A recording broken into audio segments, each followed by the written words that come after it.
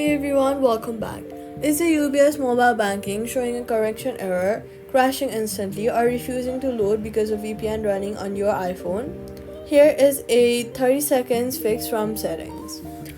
UBS Mobile Banking automatically blocks all VPN connections as a security measure to protect your banking session. This means if any VPN is active on your iPhone, even one running quietly in the background, UBS will crash. So a connection error or refuse to load every single time you open it. Here's how to turn it off completely. Go to your settings, then go to General, scroll down to VPN and Device Management. Look at the VPN section at the top.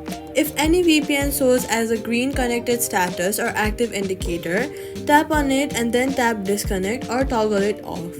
After that, go back to your main settings screen and open any VPN you have installed.